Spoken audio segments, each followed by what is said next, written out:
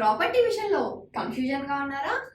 Gated కమ్యూనిటీలో flat తీసుకోవాలా లేదా విల్లా తీసుకోవాలా? మన పిల్లల భవిష్యత్ కోసం ఓపెన్ ఫ్లాట్ తీసుకోవాలా? మన హైదరాబాద్ లో ఏ లొకేషన్ లో కొంటే మంచి అప్రిసియేషన్ వస్తుంది?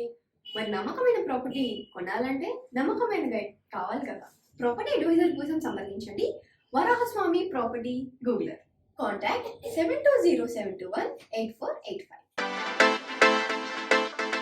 భక్తి దేవరాయ ప్రేక్షకులందరికీ నమస్కారం.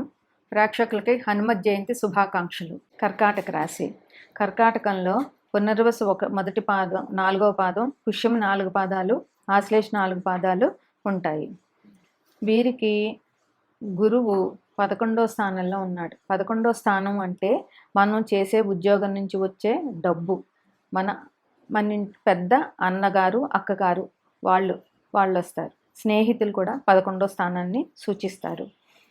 కర్కాటకం వాళ్ళకి రాజయోగం ఉందనే చెప్పచ్చు. ఎందుకంటే 11వ స్థానంలో గురువు ఉన్నాడు కదా.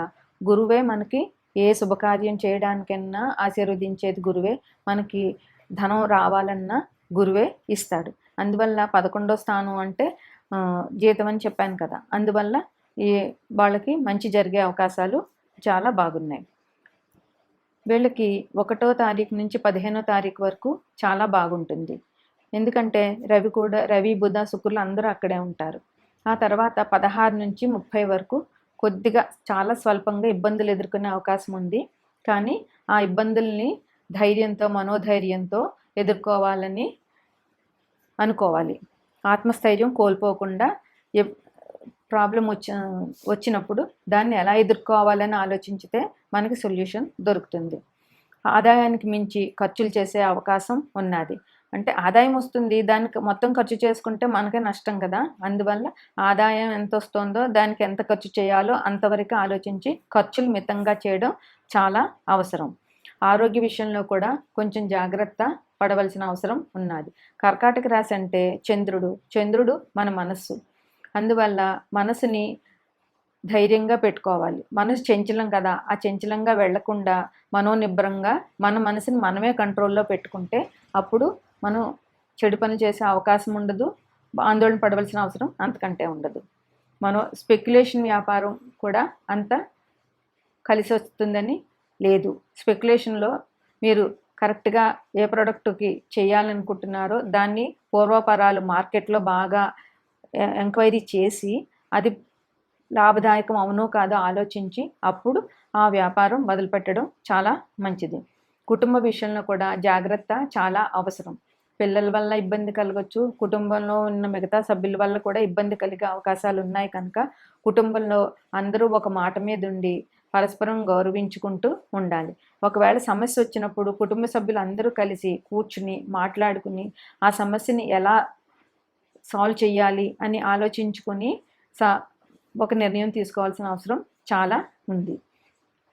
కుటుంబంలో ఒడిదుడుకులు వచ్చే అవకాశం ఉంది. స్థానచలనాలు చాలా ఉన్నాయి. సంఘంలో కొత్త పరిచయాలు జరిగే అవకాశం ఉంది. అయితే ఆ పరిచయం, ఆ కొత్త వ్యక్తి ఎట్లాంటి వాడు అనేది కొంచెం ఆలోచించి పరిచయాలు పెంచుకోవాల్సిన అవసరం చాలా ఉంది. వీరు ఓం నమో వెంకటేశాయ అనే నామాన్ని 21 సార్లు ప్రతి శనివారం పఠించాలి. అలా పఠించితే వచ్చే ఒడిదుడుకుల నుండి కొంచెం బయటపడే అవకాశం చాలా ఉంటుంది. వీరికి అనుకూల తేదీలు 3, 5, 10, 15, 22, 24. ప్రతికూల తేదీలు 1, 8, 12, 17, 20, 26, 28. ఈ అనుకూల తేదీల్లో వీళ్ళు మంచి పనులు మొదలు పెడితే చాలా మంచిది. కొత్త ఆలోచనలు చేసి వ్యాపారం అభివృద్ధి చేసుకోవాల్సిన అవసరం చాలా ఉంది. ఆధ్యాత్మికంగా ఎక్కువ కష్టపడితే మనసు ప్రశాంతత వస్తుంది. ఆధ్యాత్మికంగా దైవ కార్యాలు చేయడం, దేవాలయ సందర్శనం, తీర్థయాత్రలు ఇట్లాంటివి చేస్తే దానివల్ల కుటుంబంలో సమస్యలన్నీ తీరే అవకాశం ఉంటుంది.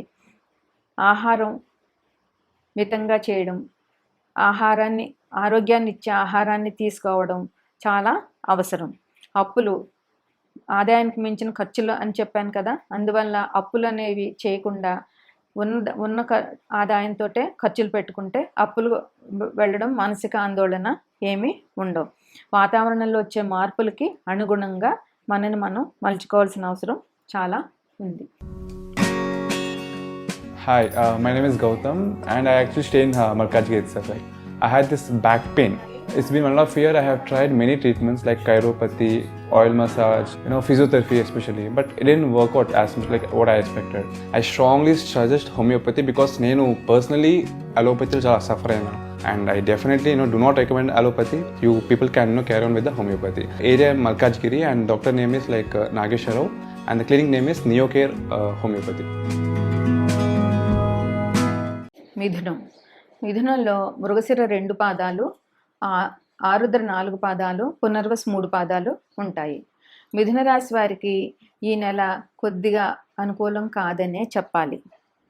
15 తర్వాత బుధుడు మిథున రాశిలోకి ప్రవేశిస్తాడు. అలాగే రవి కూడా 15 తర్వాత మిథున రాశిలోకి ప్రవేశిస్తాడు. వీరికి కొద్దిగా మనసు చంచలంగా ఉండే అవకాశం ఉంటుంది. చిన్న విషయాన్ని కూడా ఆందోళన పడిపోయే అవకాశాలు చాలా కనిపిస్తున్నాయి. అందువల్ల ఆత్మస్థైర్యాన్ని కోల్పోకుండా ఇబ్బంది వచ్చినప్పుడు ధైర్యంగా ఆ ఇబ్బందిని అధిగమించడానికి ప్రయత్నం చేయండి. ఆరోగ్య విషయంలో జాగ్రత్తలు చాలా అవసరం. ఆరోగ్యం ఉంటేనే ఏదైనా సాధించగలుగుతాం. అందుకని ఆరోగ్యాన్ని ముందు శ్రద్ధ చేస్తే మనం ఏ పనైనా చేయడానికి శరీరంలో శక్తి అనేది ఉంటుంది. ఆరోగ్యాన్ని లేదని డేలా పడిపోతే ఏ పని కూడా చేయలేము. దానివల్ల ఇంకా ఆందోళన పెరుగుతుంది. శుభకార్యాలకి ధనం చాలా ఖర్చు పెట్టే పరిస్థితి ఉన్నది. దీనికోసం అప్పులు కూడా చేస్తారు. అందువల్ల అప్పుల పాలు అవ్వకుండా ఎంతవరకు అవసరమో అంతవరకే ఖర్చు పెట్టడం, ఆలోచించి ఖర్చు పెట్టడం అన్నది మిథున రాశి వాళ్ళకి చాలా అవసరం. మనశ్శాంచల ఆందోళన ఉందని చెప్పాను కదా, దానికోసం ధైర్యం తెచ్చుకోవాలి. ధైర్యంగా పరిస్థితుల్ని ఎదుర్కోవాలి.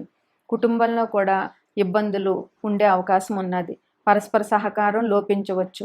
కుటుంబంలో సమస్యలు రావచ్చు. అందువల్ల కుటుంబ సమస్యల్ని అందరూ కూర్చుని మాట్లాడుకుని పరిష్కరించుకోవడం చాలా చాలా అవసరం. సంతానం విషయంలో కూడా చిక్కులు ఉండే అవకాశం ఉన్నది. పిల్లలు సరిగా చదవకపోవడం, ఒకవేళ చదివిన ఎగ్జామ్స్ సరిగా రాయలేకపోవడం, ర్యాంకులు రాకపోవడం, ఇట్లాంటి సమస్యలు చాలా ఉండొచ్చు. ఆరోగ్య విషయంలో కూడా పిల్లల ఆరోగ్య విషయంలో కూడా చాలా జాగ్రత్తగా ఉండాలి. స్పెక్యులేషను కలిసి రాదనే చెప్పాలి ఈ నెలలో.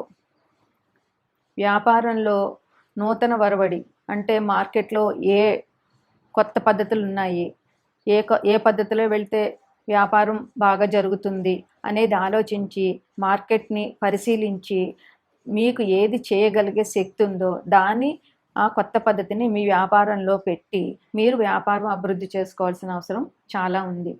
ఉద్యోగ విషయంలో కూడా జాగ్రత్తగా ఉండాల్సిన అవసరం ఉంది. బాసులతోటి కానీ సహోద్యోగులతో కానీ ఇబ్బందులు వచ్చే అవకాశాలు ఉన్నాయి. అందువల్ల ఉద్యోగ విషయంలో జాగ్రత్తగా ఉండండి.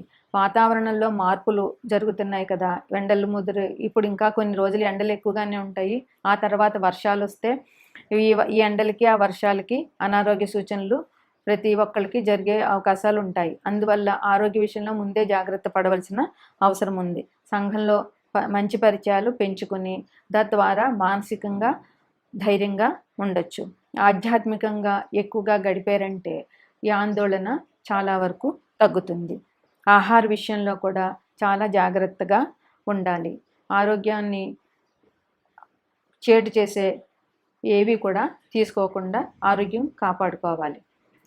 శ్రీశైలంలో శివుని దర్శనం చేసుకోవడం ఈ రాశి వారికి చాలా అవసరం.